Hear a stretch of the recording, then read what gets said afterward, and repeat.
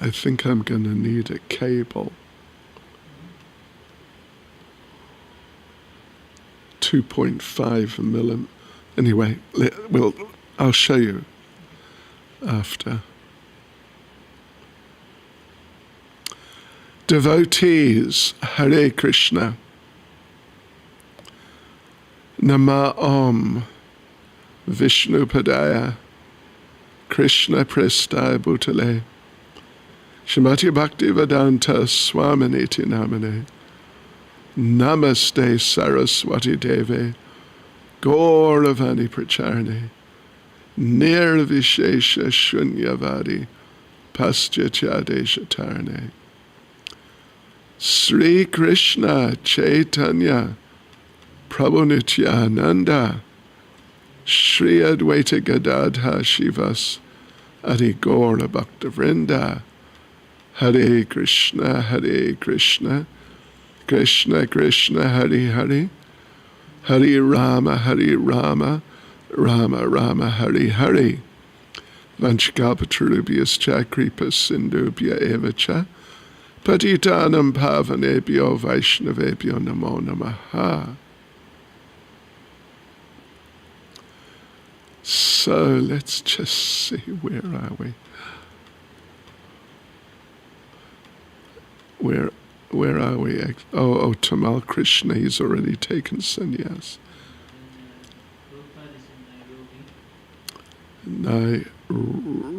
Okay. Brahmananda Swami found that Prabhupada was mostly absorbed in his Bombay project. Okay. Brahmananda Swami found that Prabhupada was mostly absorbed in his Bombay project. The only reason I've come, Srila Prabhupada told Brahmananda Swami, is to get you for this. Once he asked Brahmananda Swami, what is the most important city in India? Calcutta? Brahmananda replied. Calcutta? Prabhupada looked at him oddly. Don't you know Bombay is number 1, Delhi is number 2, and Calcutta is number 3? Prabhupada encouraged Brahmananda Swami to return with him and take charge of the Bombay project.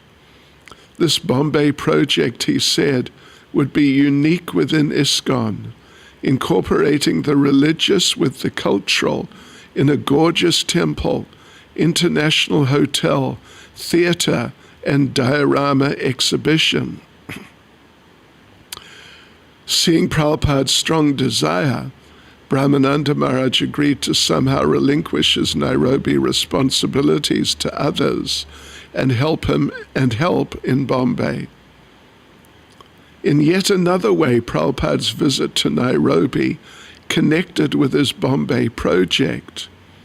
When Brahmananda Swami and Chayavana showed Prabhupada the Nairobi Hilton, a modern building with twin round towers, Prabhupada liked the design and wanted to give it to his architect for the Bombay Hotel and Temple. That's interesting, because that's what they did. You know, Juhu? Yeah. 2 towers for the hotel. Prabhupada, Brahmananda Swami, Bhagavat, and an African devotee were walking in Nairobi's public gardens. On being introduced to Prabhupada, the African had inquired, "If I want to, can I get married?" "Oh yes," said Prabhupada. "But Prabhupada," the boy continued, "if you want to get married in our community, the boy has to pay money to the father of the bride." This was exactly opposite the Vedic system, Prabhupada replied, wherein the father of the bride presents a dowry to his son-in-law. Hearing this, Prabhupada's new disciple looked worried. He asked, "Then, will you give me money when I want to get my wife? Because I'm not working now, I'm just working for you. When I want to get my wife, Will you give me money? Prabhupada shook his head. You don't worry about all of this, he said. Whether you'll get a wife or whether you'll get money or this or that. Later on, when it's time for you to get married, I will bring one American girl and you will marry her. I don't know. Anyway, I guess that's what happened. But it's almost like they're trying to sort of make the Africans seem a bit, something. Wherever Prabhupada turned in his fledgling Nairobi temple, he found neophyte disciples and discrepancies. Walking into the Brahmachari ashram, he found books, boards, and paint cans scattered about the room. When he said things should be kept more neatly and orderly, the temple commander Hari Kripa replied, Prabhupada, I tried to tell them, but these boys don't listen to me. Prabhupada bent down and picked up some pieces of wood. If they don't do it, he said, then you should do it. Put these over here. And Prabhupada began engaging all the men present. Within 5 minutes, the room was neat. The World Hare Krishna Movement Festival at Nairobi City Stadium was a combination success and failure. Although Brahmananda Swami had managed to see many highly posted government officials and diplomats, many of whom had promised to attend the festival, none of them actually appeared, except for Mr. Y. Komora, Kenya's Director of Education. But an audience of several hundred attended Kirtan, heard Prabhupada's speech, and took prasadam.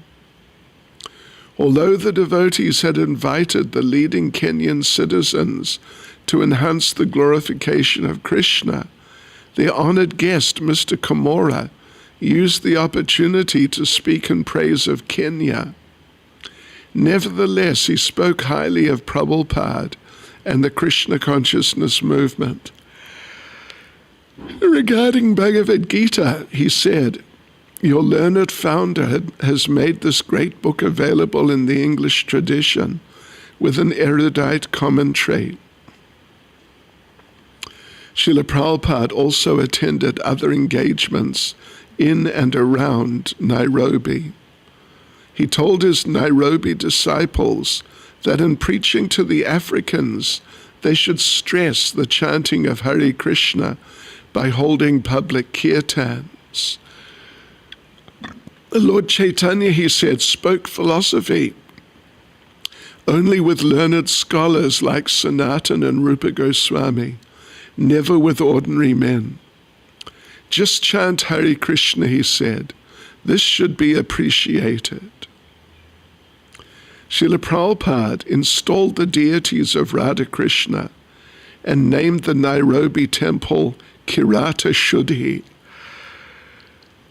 Oh boy, a place for purifying the Aborigines. One day, shortly after the deity installation, however, Prabhupada walked into the temple room and was shocked to find the deities out of their proper place in the center of the altar. Krishna was standing to the far left, beside the bottom step leading up to the altar, and Radharani stood to the far right. Who has done this? Prabhupada called out loudly. Bhagavat came running into the temple room. He also was astonished. Who has put Radha and Krishna 10 miles apart? Prabhupada demanded. Don't you know these things? How many times do I have to teach you? Bhuta Bhavana suddenly appeared, admitting that he was the culprit. Wow. Why are they so far apart? Prabhupada asked. I don't know, Srila Prabhupada, said Bhuta Bhavana. I guess I just forgot. I was being rushed to go to the festival." "So," Prabhupada demanded, "does that mean they should be put out in the street?" Bhuta Bhavana froze, unable to reply. Prabhupada relented. "Take them and put them together," he said. "They should not be moved more than 3 inches apart. Now do it nicely." After a week, Prabhupada left Nairobi and returned to Bombay. He had gone there to get Brahmananda Swami, and he had accomplished his mission. "Unless you agreed to take charge," Prabhupada said, "I could not go ahead and pay so much money. Now it is decided." He felt new hope. Prabhupada envisioned his Bombay project as extraordinary within ISKCON and even among all the temples of India. Many of the details of the project already existed within his mind, but he needed competent disciples to carry them out. He was still the lone leader of ISKCON, forging ahead to bring into reality new phases of the Krishna consciousness movement.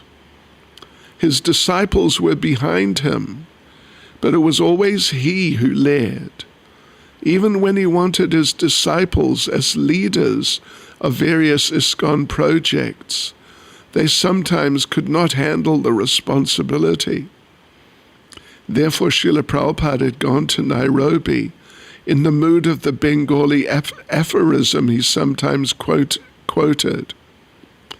If you want to accomplish a thing, do it by your own hand, unquote.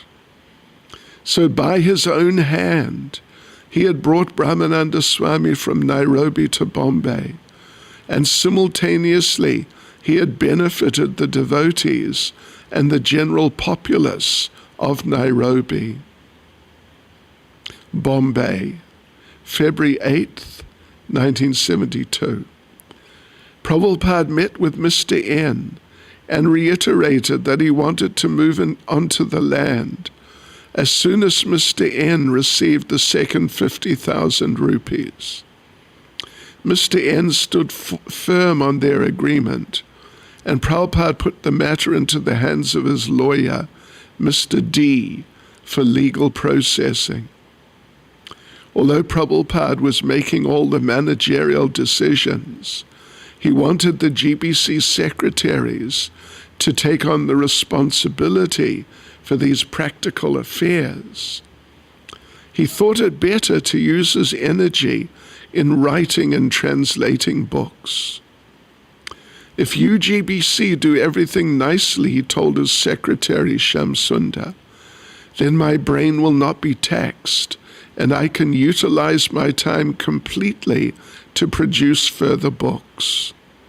I can give you Vedas, Upanishads, Puranas, Mahabharat, Ramayana, so many.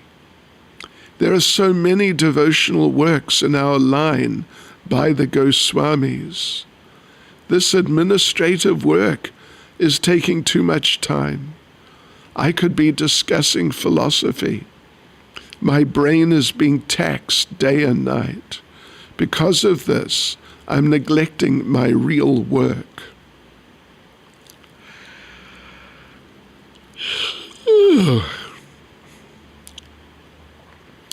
Aside from directly managing the Indian projects, Prabhupada was answering as many as a dozen letters daily from devotees around the world.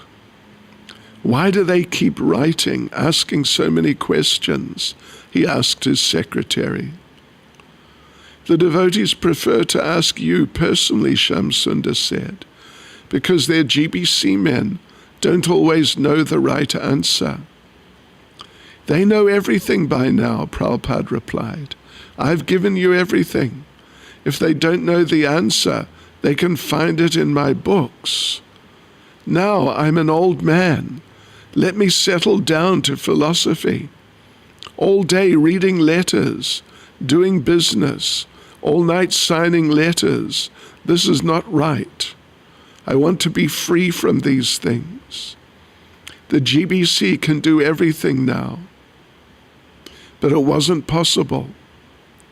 As soon as Prabhupada would sense that one of his devotees was being cheated, he would immediately become actively involved. And his disciples continued to write him regarding important business and managerial decisions. Nor would he discourage them.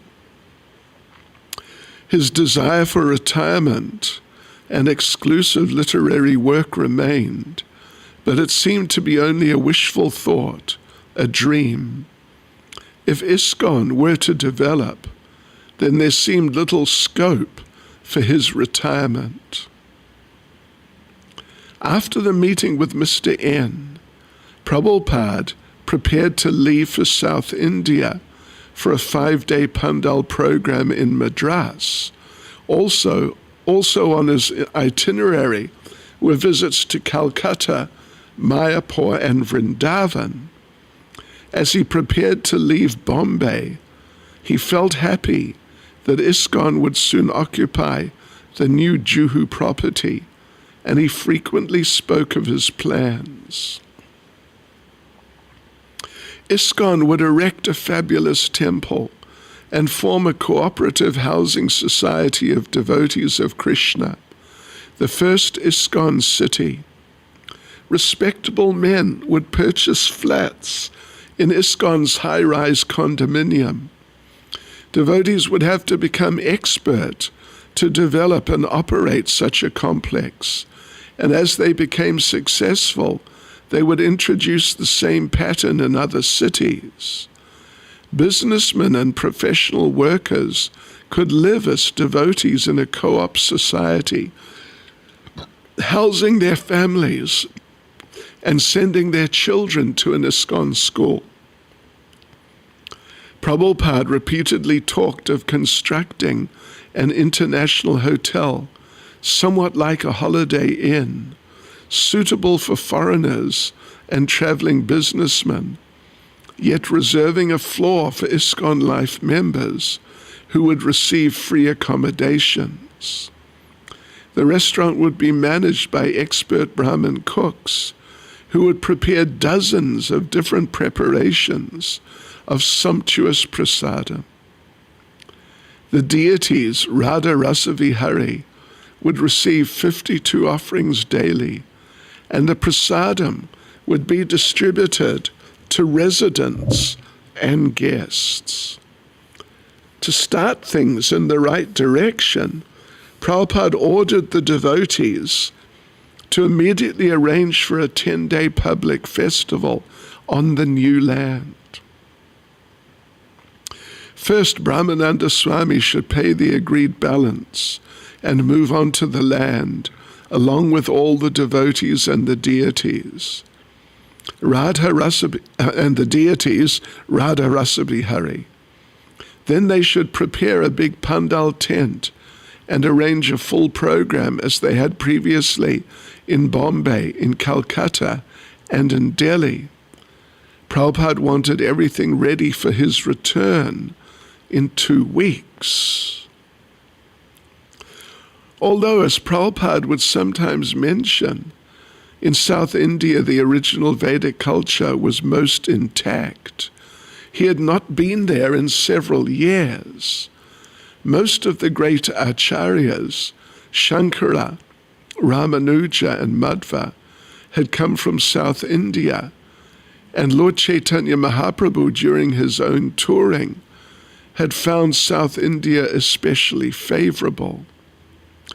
Just after the Hare Krishna Pandal festival in Delhi, on the eve of Prabhupada's first tour of Vrindavan with his disciples back in November of 1971, Achyutananda Swami, Brahmananda Swami, and Giriraj had volunteered to go to Madras to arrange a preaching program for Srila Prabhupada.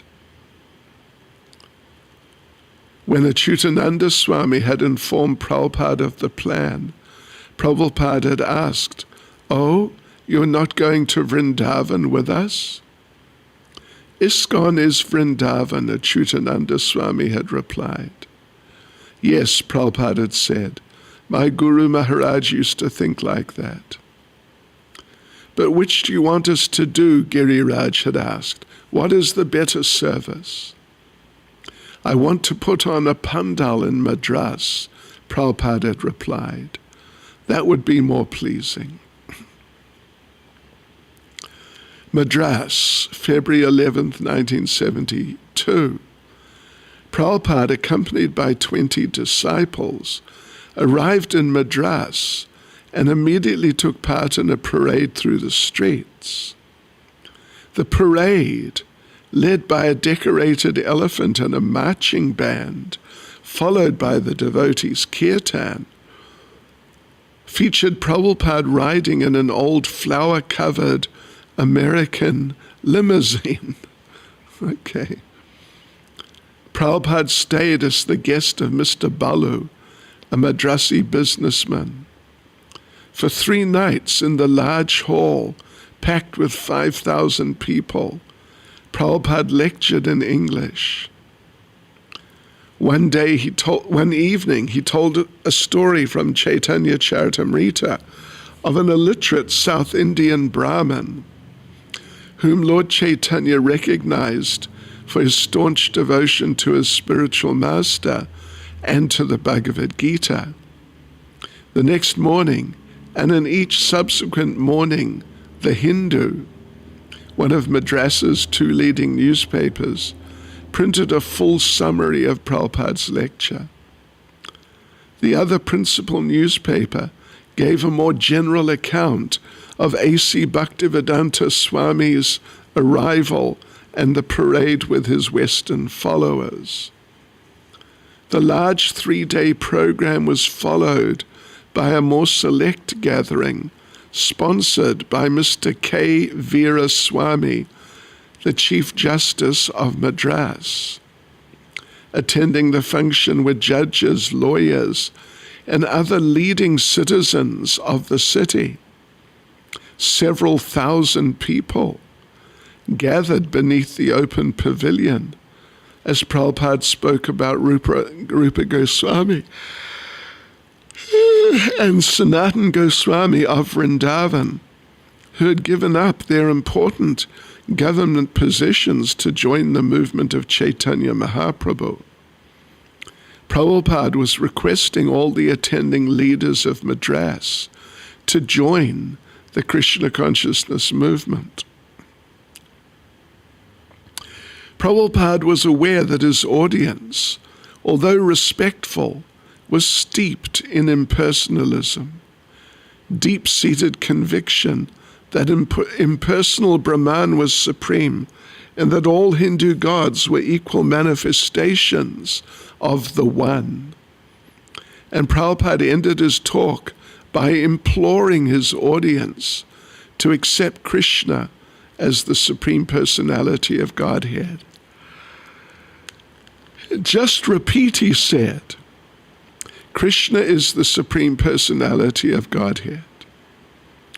His appeal was so urgent and humble that some members of the audience actually repeated aloud, Krishna is the Supreme Personality of Godhead. The Hindu's editor and publisher, Mr. Kasturi, was in attendance, and he printed a detailed summary of Prabhupada's speech in the next day's paper.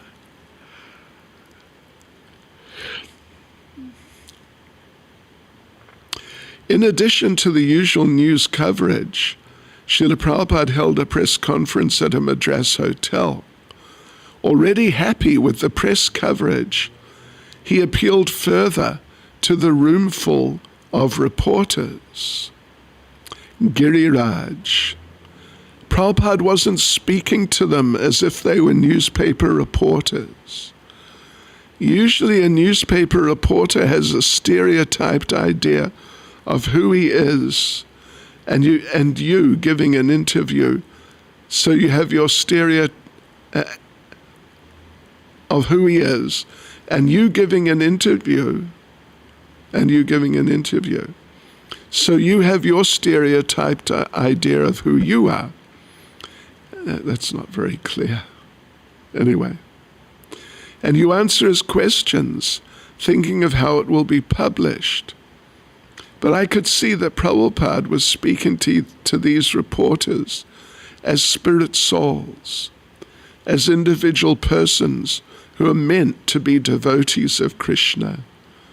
Even though they were addressing him as newspaper reporters, he was answering them in a completely different way. He was encouraging them and saying, "This reporting that you have done is very nice. Krishna will bless you. Please help spread this movement." They were asking questions, thinking of his answers in terms of something to publish in the newspapers. But Prabhupada took it that they were spirit souls reaching out toward Krishna consciousness, and he answered in that way.